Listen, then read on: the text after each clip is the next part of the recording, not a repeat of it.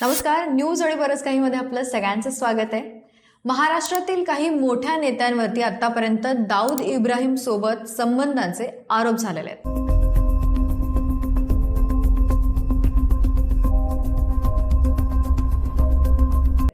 ते नेते कोण आहेत, त्या नेत्यांचा दाऊदशी काय संबंध आणि यात सलीम कुत्ताचं नाव का घेतलं जातं, या सगळ्या प्रश्नांची उत्तरं मी तुम्हाला या व्हिडिओतून देणार आहे. त्यामुळे हा व्हिडिओ शेवटपर्यंत नक्की बघा.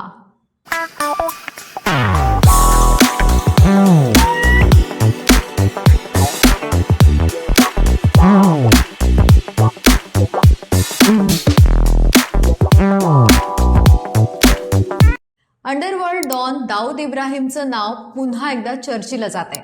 त्याच्यावरती विष प्रयोग केल्याचा दावा केला जातोय. या चर्चांसोबत एक बातमी समोर आली, ती म्हणजे ठाकरे गटाचे नाशिकमधले नेते सुधाकर बडगुजर यांचा दाऊदच्या साथीदाराशी संबंध जोडण्यात आलाय. भाजप आमदार नितेश राणेंनी विधान भवन सभागृहामध्ये आरोप केला की दाऊद इब्राहिमचा साथीदार सलीम कुत्ता याच्यासोबत ठाकरे गटाचे नेते सुधाकर बडगुजर हे पार्टीत सहभागी झाले होते. सलीम कुत्ता हा दाऊद इब्राहिमचा साथीदार आहे. 1993च्या मुंबई बॉम्बस्फोटातील मुख्य आरोपी आहे. सलीम कुत्ताचं खरं नाव हे मोहम्मद सलीम मीरा शेख असं आहे. तो मूळचा तामिळनाडूमधील तंजावूर इथल्या कुट्टा या गावचा आहे आणि या गावाच्या नावावरूनच त्याचं नाव सलीम कुत्ता पडलं अशी माहिती मिळाली. जन्मठेपेची शिक्षा भोगत असलेला सलीम कुत्ता पॅरोलवर बाहेर आला होता.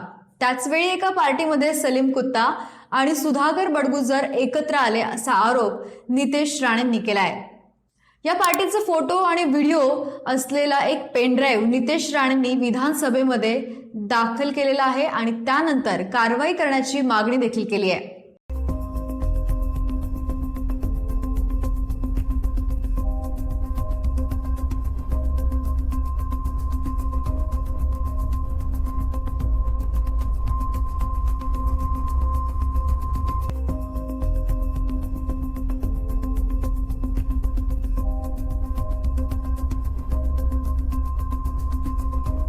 पण आतापर्यंत कोणकोणत्या राजकीय नेत्यांवरती दाऊदशी संबंधाचे आरोप झालेले आहेत ते आधी पाहूयात.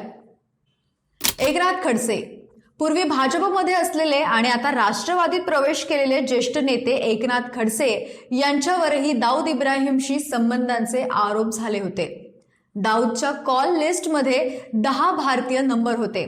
त्यापैकी एक नंबर एकनाथ खडसेंचा असल्याचा दावा आम आदमी पार्टीच्या नेत्या प्रीती मेनन यांनी केला होता. मुंबई पोलिसांच्या गुन्हे अन्वेषण शाखेनं या आरोपांमध्ये तथ्य नसल्याचं सांगत खडसेंना क्लीन चिट दिली होती.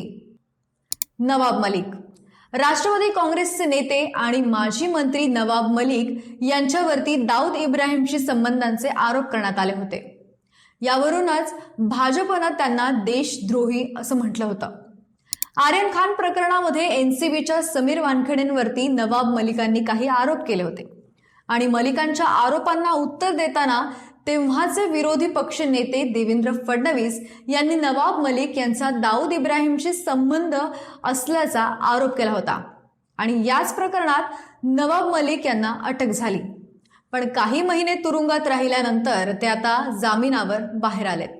मात्र त्यांच्यावरील आरोप अद्याप निश्चित झालेले नाहीत. प्रफुल्ल पटेल, राष्ट्रवादीचे नेते आणि माजी केंद्रीय मंत्री प्रफुल्ल पटेल यांच्यावरती स्मगलर इक्बाल मिर्ची यांच्याशी संबंध असल्याचाही आरोप झाला होता. इक्बाल मिर्ची हा दाऊद इब्राहिमचा हस्तक मानला जायचा. 2013 मध्ये इक्बाल मिर्चीचा मृत्यू झाला. हे प्रकरणही अद्याप न्यायप्रविष्ट आहे. त्यात अंतिम निर्णय समोर आला नाहीये. त्यामुळे प्रफुल्ल पटेल यांच्यावरती इक्बाल मिर्ची आणि दाऊद इब्राहिम संबंधाचे आरोप हे केवळ आरोपच आहेत.